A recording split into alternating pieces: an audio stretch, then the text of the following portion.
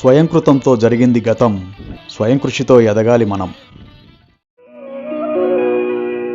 జయ కృష్ణ ముకుంద మురారి. నమస్కారం. గోకులానందన గోవింద శ్రీకృష్ణ లీలలు. శ్రీకృష్ణుడు అగ్నిని చల్లార్చుట. కాళీయ మర్దనం గురించి విన్న తర్వాత ఆ సర్పము ఎందుకు రమణక ద్వీపమును విడిచిపెట్టిందని, గరుడు దానిపై ఎందుకు వైరం చూపాడని పరీక్షిత్ మహారాజు సుఖదేవ గోస్వామిని అడిగాడు. సుఖదేవ గోస్వామి ఆ సంగతిని వివరించసాగాడు. నాగాలయం అనే ద్వీపము సర్పవాసమై ఉండేది. కాళీయుడు అక్కడ ప్రధాన సర్పాలలో ఒకటి. సర్పాలను తినడానికి అలవాటు పడిన గరుడు ఆ ద్వీపానికి వెళ్ళి ఇష్టం వచ్చినప్పుడు పెక్కు సర్పాలను భుజించేవాడు. వాటిలో కొన్నింటిని నిజంగానే తింటూ కొన్నింటిని అనవసరంగా చంపేవాడు. అప్పుడు సర్పజాతి ఎంతో కలత చెందగా సర్పాల నాయకుడైన వాసుకి తమ రక్షణార్థము బ్రహ్మతో మొరపెట్టుకుంది. అది విని బ్రహ్మదేవుడు గరుడు ఇక ఎటువంటి కల్లోలము సృష్టించనట్టి ఏర్పాటు చేశాడు. అదేమిటంటే, ప్రతి అమావాస్య రోజు సర్పజాతి ఒక సర్పాన్ని గరుడునికి బలిగా ఇవ్వాలి.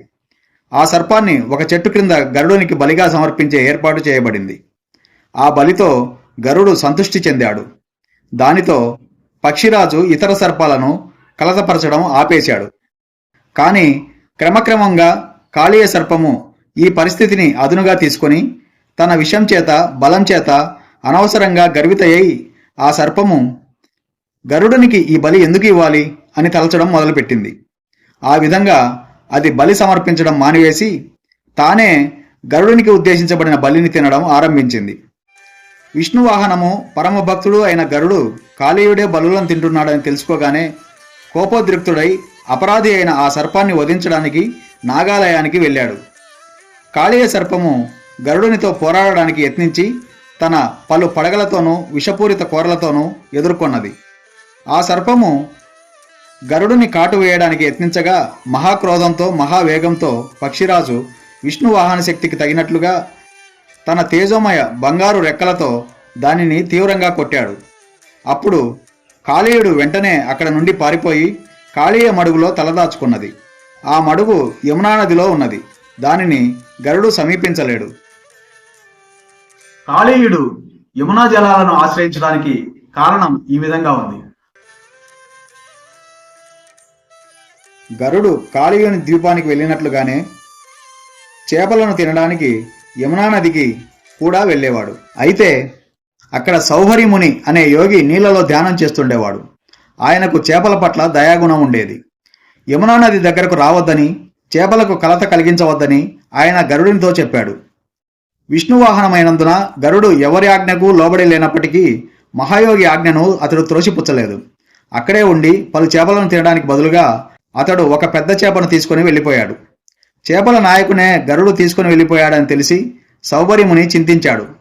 చేపల రక్షణ గురించి ఆలోచిస్తూ అతడు, ఈ రోజు నుండి గరుడు చేపలను పట్టుకోవడానికి ఇక్కడికి వస్తే వెంటనే మరణిస్తాడని నా శక్తితో పలుకుతున్నాను అని గట్టిగా గరుడుని శపించాడు. ఈ శాపం గురించి కేవలం కాళీయునికే తెలుసు. అందుకే ఆ సర్పము గరుడు అక్కడకు రాలేడని ధైర్యంతో ఉన్నది. యమునా నదిలోని మడుగును ఆశ్రయించడమే ఉత్తమమని అది భావించింది. అయినా కాళీయ సర్పము సౌభరిమునిని ఆశ్రయించడము విజయవంతమేమీ కాలేదు. ఎందుకంటే గరుడుని ప్రభువైన శ్రీకృష్ణునిచే అది చివరకు యమునా నది నుండి తరిమివేయబడింది. కృష్ణుడు కాళీయ మడుగు నుండి బయటకు రాగానే యమునా తటం నుండి బంధుమిత్రులు అతనిని చూశారు. గోపబాలురు, గోపులు, గోపికలు, యశోద, నందమహారాజు, గోవులు, గోవత్సాలు శ్రీకృష్ణుడు యమునా నది నుండి బయటకు రావడం చూసి తమ ప్రాణాలు తిరిగి వచ్చినట్టుగా భావించారు. వారందరూ అనురాగంతో శ్రీకృష్ణుని తమ హృదయాలకు హత్తుకొని గొప్ప ఊరటను పొందారు. యశోదమ్మ, రోహిణి, నందమహారాజు, గోపులు ఎంతగా ఆనందించారంటే కృష్ణుని ఆలింగనం చేసుకున్నప్పుడు వారికి తమ జీవిత చరమలక్ష్యమే సంప్రాప్తించిన భావన కలిగింది. బలరాముడు కూడా శ్రీకృష్ణుని ఆలింగనం చేసుకున్నాడు. యమునా తటం పైన గల అన్ని వృక్షాలు, గోవులు, వృషభాలు, లేగలు అన్నీ కూడా కృష్ణుని సన్నిధి చేత పరమ ప్రసన్నతను పొందాయి. బృందావనంలోని బ్రాహ్మణులు తమ పత్నులతో పాటు అక్కడికి వేగంగా వచ్చి దేవాది దేవునికి అతని పరివారానికి ఆశీర్వచనాలు చేశారు. ఆ సందర్భంగా తమకు కొంత దానం చేయమని కూడా వారు సలహా ఇచ్చారు. కృష్ణుడు వెనుకకు తిరిగి రావడంతో పరమ ప్రసన్నుడైన నందమహారాజు పలు గోవులను బంగారాన్ని బ్రాహ్మణులకు దానం చేశాడు. నందుడు ఈ కార్యంలో నెలకొని ఉన్నప్పుడు మహాభాగ్యవతి అయిన యశోద తన ఒడిలో శ్రీకృష్ణుని కూర్చోబెట్టుకొని ఆలింగనం చేసుకొని అశ్రుధారలు కార్చసాగింది. అప్పటికే బాగా రాత్రి అయిన కారణంగాను గోవులు గోవత్సాలతో పాటు బృందావనవాసులందరూ అలసిపోయినందునను అందరూ యమునా తటంలోనే విశ్రాంతి తీసుకోవడానికి నిర్ణయించుకున్నారు. వారందరూ విశ్రాంతి తీసుకుంటున్న సమయంలో మధ్యరాత్రి అకస్మాత్తుగా దావానలం చెలరేగింది. అది శీఘ్రంగా వ్యాపించి బృందావనవాసులందరినీ కబళించేటట్లు గోచరించింది. దావానల తాపానికి తపించిన వారందరూ చిన్న బాలునిగా పాత్రపోషణం చేస్తున్నట్టి దేవాది దేవుడు శ్రీకృష్ణుని ఆశ్రయించారు. వారందరూ అప్పుడు కృష్ణ కృష్ణ, మహాభాగ, అమిత విక్రమ సంపన్నుడైన రామ, సమస్తాన్ని కబళిస్తున్న ఈ ఘోరమైన అగ్ని నుండి మమ్మల్ని కాపాడు.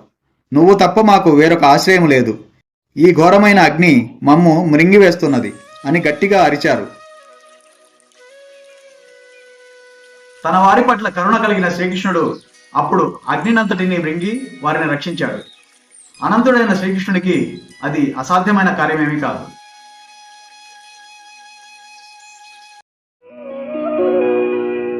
జయ కృష్ణ ముకుంద మురారి.